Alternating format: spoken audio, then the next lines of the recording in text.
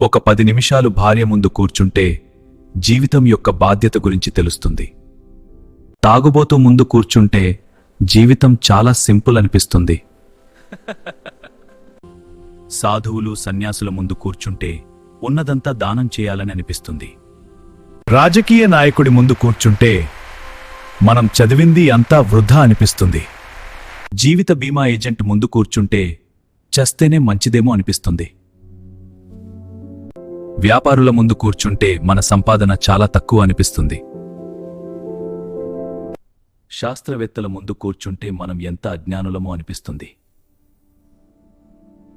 ఉపాధ్యాయుల ముందు కూర్చుంటే మళ్ళీ విద్యార్థులం కావాలనిపిస్తుంది. రైతులు కార్మికుల ముందు కూర్చుంటే వారు పడే కష్టం మనం పడడం లేదనిపిస్తుంది. సైనికుల ముందు కూర్చుంటే వారి త్యాగం ముందు మన త్యాగం సేవలు ఏమీ కావనిపిస్తుంది.